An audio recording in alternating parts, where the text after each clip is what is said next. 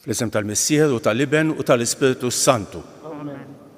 Il-grazzja ta' Sidna Ġesu Kristu l-imħabba tal-Alla u l-għaqda fl-Ispiritu Santu tkun magħkom ilkoll. Ħuti jew narfu ħtijietna biex nitħejjew tajjeb ħalli niċċelebraw dawn il-misteri qaddisa.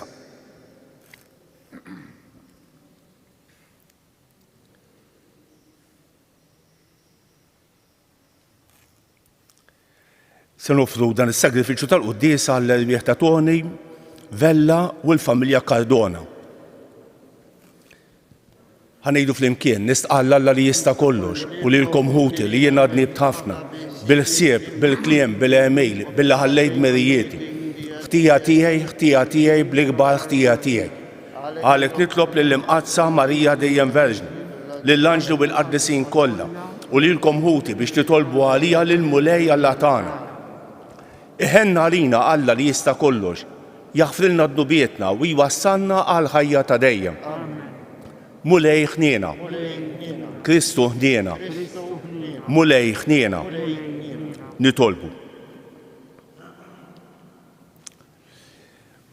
Missier Qaddis mingħajr ebda merti tagħna, inti għażiltna biex nixxierku ma' Kristu ibnek fis-saċerdozju tiegħu ta' dejjem u biex inkunu ministri tal-Knisja tiegħek.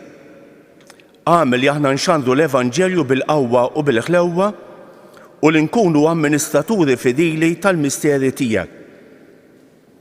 Bibnek Ġesu Kristu siedna li hu Alla u miegħek jgħix u jisaltan flimkien mal-Ispiritu Santu għal dejjem ta' dejjem.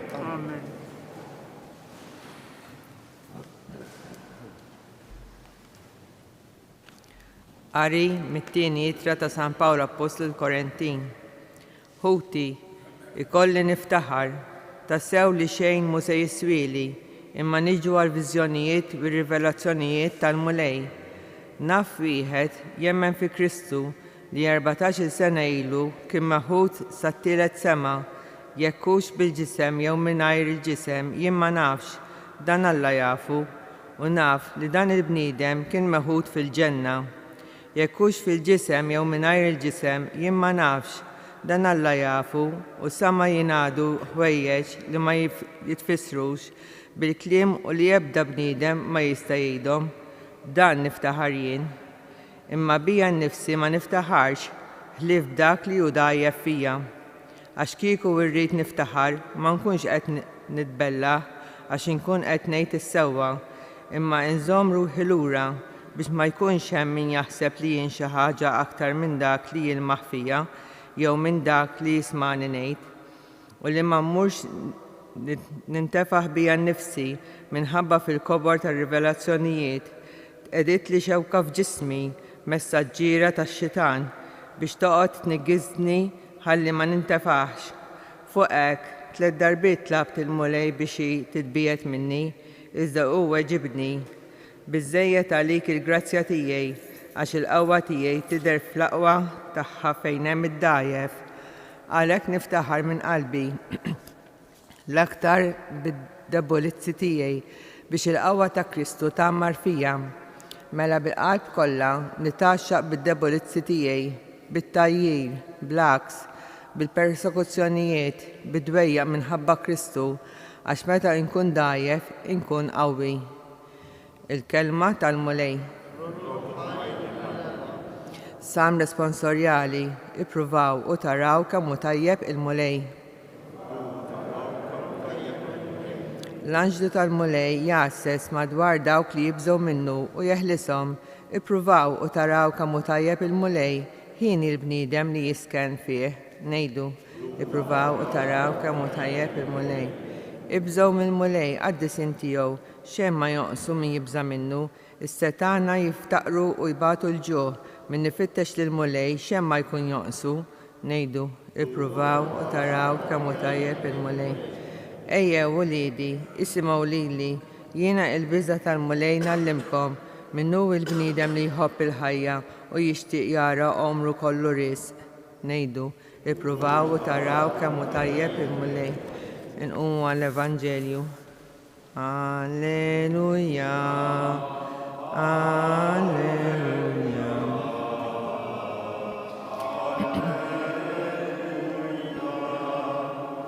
Ġesu Kristu għad li kien għani ftaqar minħabba fikom sabiex intom tistanu permezz tal-faqar tiegħu.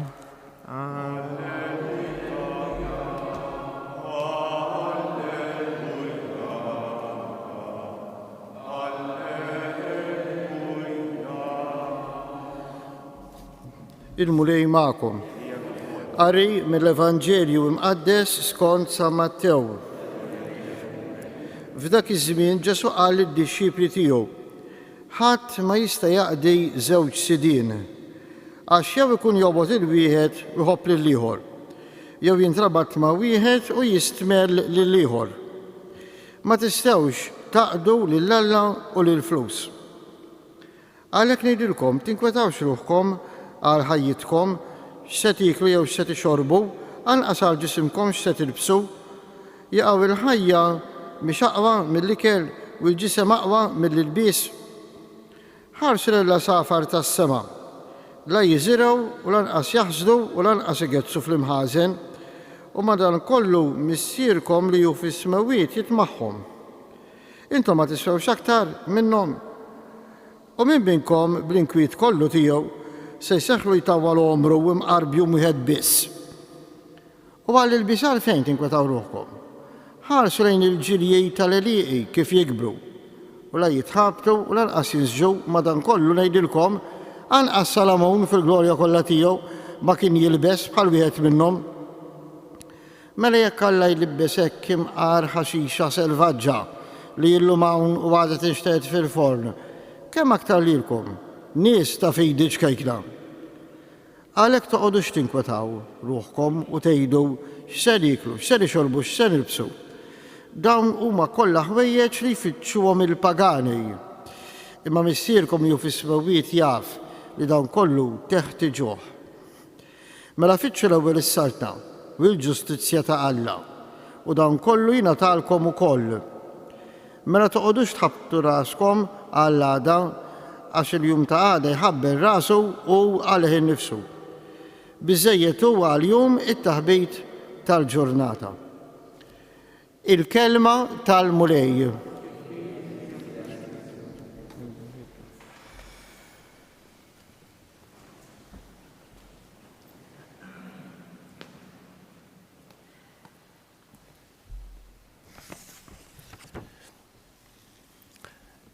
Mużbiħa l-riġlejja il-kelma tiegħek. Kemm ħaġa sabiħa li kull darba li nieħdu sehem fil-quddiesa, mhux biss ikun moħħna li nitqalbnu, imma wkoll li nżommu f'qalbna l-kelma t'Alla. X'qed jgħidilna Ġesu llum? X'inhi l-kelma t'Alla llum għalina? Kif ħadd tkun mużbiħa r-riġlejna? Fl-ewwel lezzjoni qegħdin naqraw siltiet mit-tieni ittra ta' San Pawl il-Korintejn. U l-bieraħ u llum San Pawl qiegħed sa ċertu punt jiftaħar. Interessanti li dan San Pawl mhux qed jiftaħar bid-diplomi li jakkwista, bir-rebħiet li jagħmel, bis-suċċessi li rnexxielu jakkwista. Imma qed isemmi kemm tbatija bata għal Ġesu u għall-Vanġelu. Dan l-iftaħiet ta' San Pawl, kemm aħna il-bot minnu? Mhux kemm irnexxielu, kemm wasal, kemm irnexxa, imma kemm bata għal Ġesu u għall-Vanġelu. Il-bieraħ u llum għamel lista ta' tbatija li għadda minna San Pawl. U llum jispiċċa din id-deskrizzjoni b'sentenza li tifxilna lilna. Propju meta jiena nkun dajjef, jiena nkun qawwi. Aħna s-soltu meta nibdew nimxu u nfendu għal rasna ngħidu li kbirna. San Pawl qed jgħid il-kontra. Jien dajjef għandi bżonn kontinwament l-għajnuna t'Alla. Mhux tal-li ma naksibx l-awtonomija, ma għandi bżonn ta' Alla, infendi għal rasi, insolvi l-problemi tiegħi. San Pawl il-kontra. Aktar ma jikber, aktar isir dipendenti marbut ma' Alla, iħoss il-bżonn ta' Alla. U naħseb aħna li ġejna l-Qudiesa dal-għodu dan inħossu wkoll. Il-Vanġelu tal-lum. Qegħdin naqraw siltiet mid-Diskors tal-Muntanja, kapitlu 5 sa kapitlu 7 ta' San Mattew.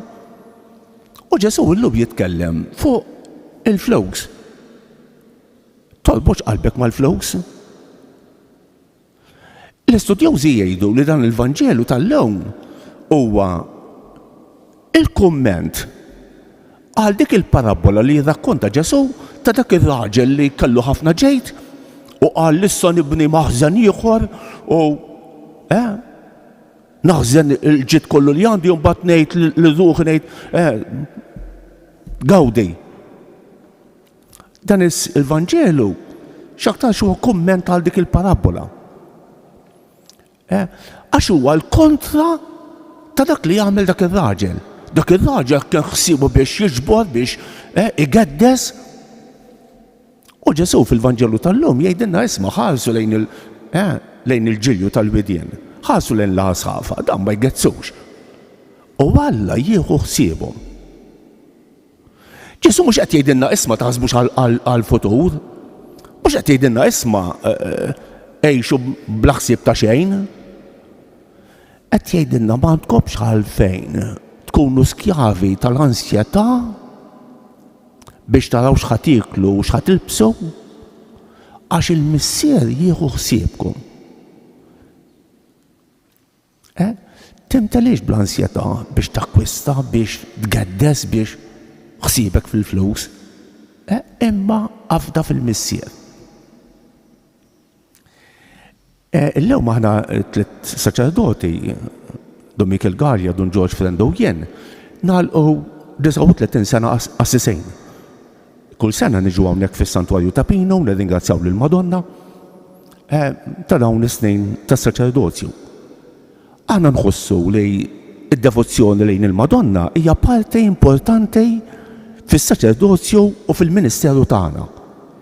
Aħna grati lejn Omna Marija li tigwidana fit-toroq ta' bina Ġesu u niġu nirringrazzjawha u nitolbuha. Nitolbuha għal bżonnijiet tagħna, għal bżonnijiet ta' dawk kollha li niltaqgħu magħhom, li naħdmu magħhom, għal benefatturi kollha tagħna. Nitolbuha għal rabatna mejtejn, speċjalment il-ġenituri tagħna. Tajjeb, u tant nies li ikkollaboraw magħna, għenuna, ħdimna magħhom. Tajjeb, nitolbu l-Omna Marija biex tbierek lilna u l-daw kollha li niltaqgħu magħhom.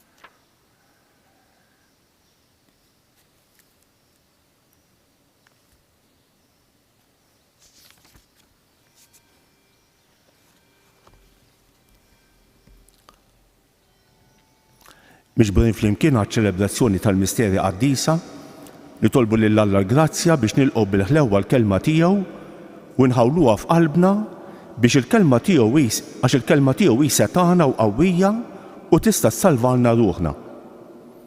Iqaf mulej mal-Knisja tiegħek jew ix-xanda l-indiema għal maħfra ta' dnubiet nitolbu. Għati l-mistieħ ta' dejjem u lena bla tmiem lill-erbieħ ta' ħutna, ta' qrabatna u tal-benefatturi kollha tagħna nitolbu. Wettaq bil-grazzja tiegħek lil kull bniedem li hawn fid-dinja biex bħal David ma jibżax jistqar li huwa li jkun dineb kontra l-mulej nitolbu.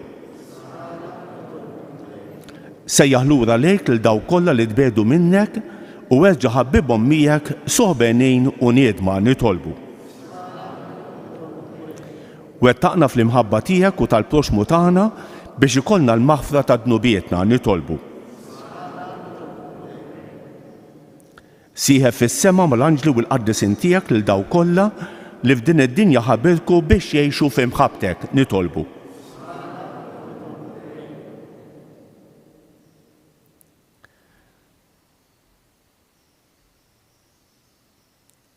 Tolbu għal dawk li għal-jom qegħdin noffru dan is-sagrifiċċju tal-quddiesa Toni Vella u l-familjari Cardona biex tinsaħ tijietom kollha u twassalhom fid-dawl u lena ta' dejjem nitolbu.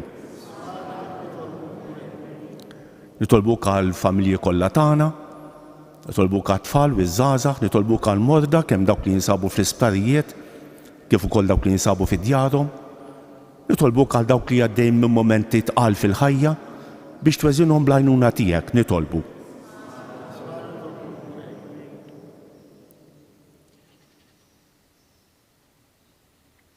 Mulej Alla li tista' kollox, ġejna llum nisqarulek id-dnubiet tagħna u l-miżerja tagħna u nuruk x'inhu l-ħażen tagħna. Għadilna u ħenna għalina, anqal fina imħabba kbira għalik u għal poxmu tagħna biex ikollna l-maħfra ta' dnubietna u d-don ta' mħabtek bi Kristu Siedna.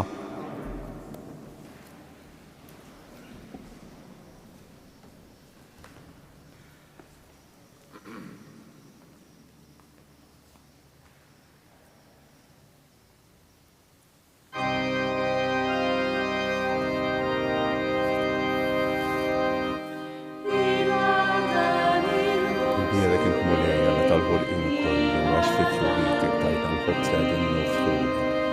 F'tot tal-art u xogħol il-kmiet għal-minna jissela l-ħobs tal-ħajja.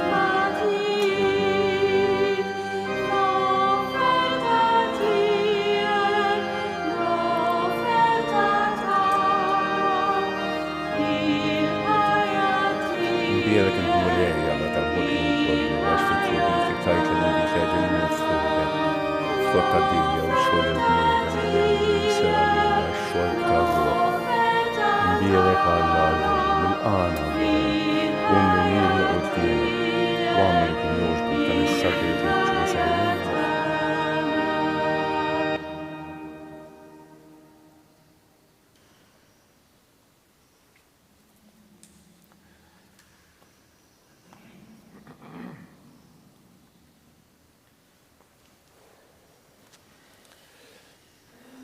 Itolbu ħuti biex dan is-sagrifiċċju tiegħi u tagħkom ikun jogħġob l-Alla l-Missier li jista' kollox.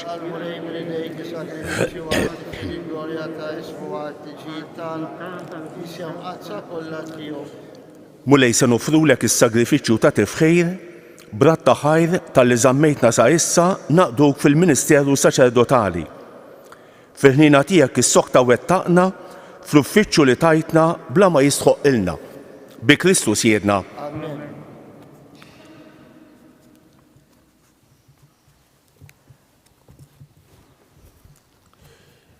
Il-mulej magħkom.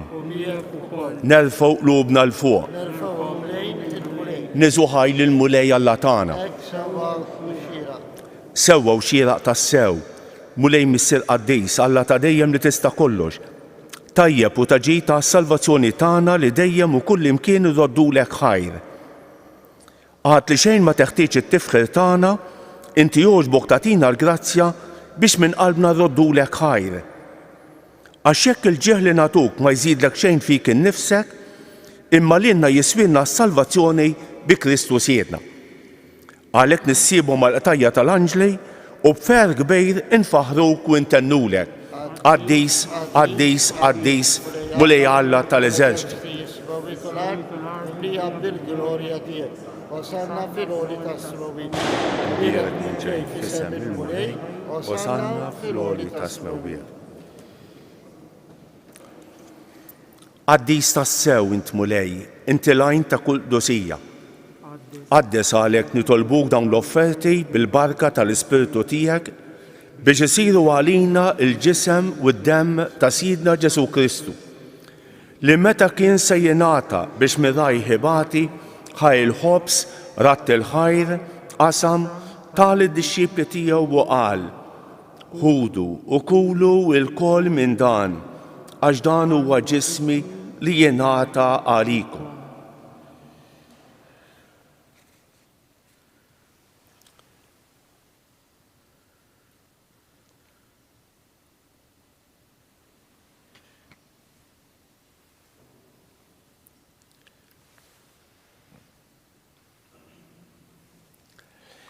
Hekk ukoll wara l-ikla ħaj il-kalċi reġa' ratt il-ħajr tal id-dixxipli tiegħu u qal: ħudu u xorbu minnu l-koll. Għax dan huwa l-kalċi ta' demmi tal-patt il-ġdid li jibqa' għal dejjem. Id-demm li jixxerret għalikom u għal-bnedmin kollha għal maħfra ta' dnubiet. Għamlu dan b'tifkira tiegħi.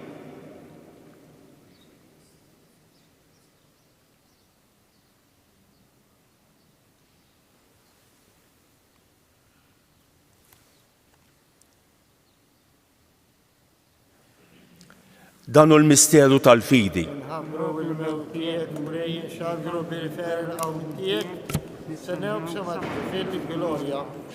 Għalhekk aħna nagħmlu dan b'tifkira tal-mewt u l-qawmien ta' Sidna Ġesu Kristu, nofrulek mulej il-ħobs tal-ħajja u l-kalċi tas-salvazzjoni. U rrodulek ħajr għax għoġbok tilqana hawn quddiemek biex naqduk.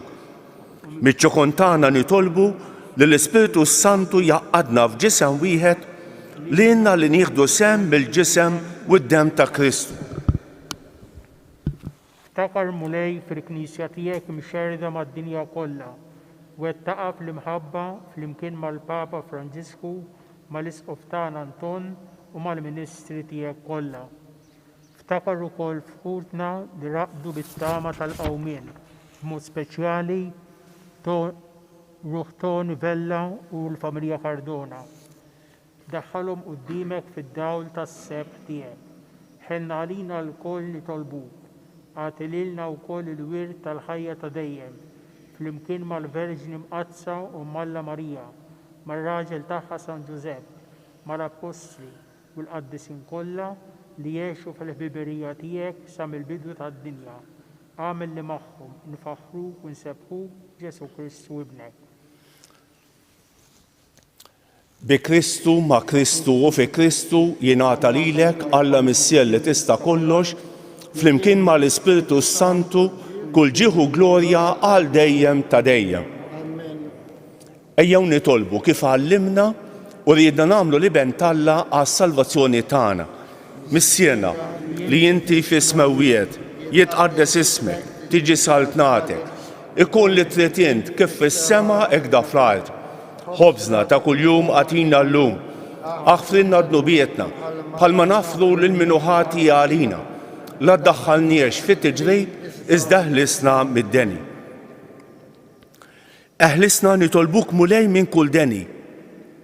Għatina fit-tieba u l-ħniena tiegħek il-paċi fi żmienna biex inkunu ħielsa dejjem midnub u imħarsa minn kull inkwiet. Aħna u nistennew u nittamaw ilena u l-miġja tas-Salvatur tagħna Ġesu Kristu. Mulej Ġesu Kristu li qed l-Apostli tiegħek inħallilkom isliem, nagħtikom islem tiegħi la tħarix lejn dnubietna, iżda ħares lejn il-fidi tal-Knisja tiegħek. Għatija isliem u laqda li inti trid fija. Int li tgħix fis-saltan għal dejjem ta' dejjem. Il-paċi tal-mulej tkun dejjem magħkom. Għatu il-paċi lil xulxejn.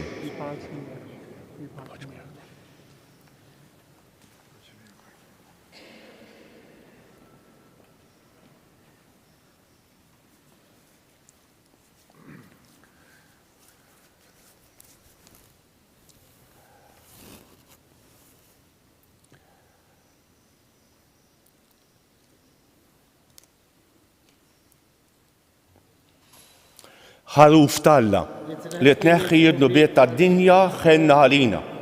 ħaruf talla li tneħħi id-nubiet tad-dinja ħenna għalina. ħaruf talla li tneħħi id-nubiet tad-dinja għatina l-paċi. Mulej Ġesu Kristu binalla l-ħaj bil-mewt tiegħek kif ret minnek il-missier bil-ħidma tal-Ispiritu Santu għajtaj id-dinja b'dan il-ġisem u d-dem għad-des tiegħek. Eħlisna meħtijiet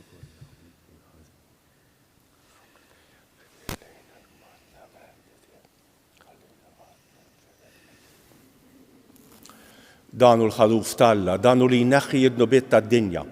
Ħejjin dawk li huma mistiedna għall-ikla tal-ħaruf. Mulej ma jistħoqlix li tidħol taħt is-saqaf tiegħi iżdiet kelma waħda u ruħi tkun infejqa.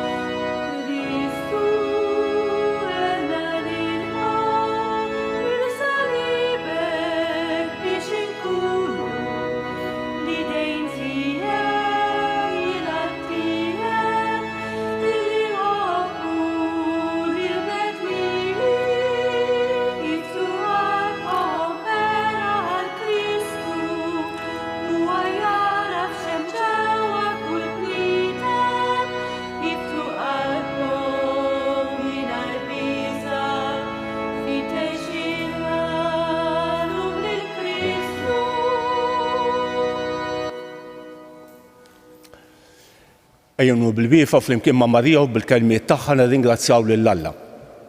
Ru jitfaħħar il-kobor tal-mulej u l-ispiritu tiegħi jifraħ f'Alla is-Salvatur tiegħi.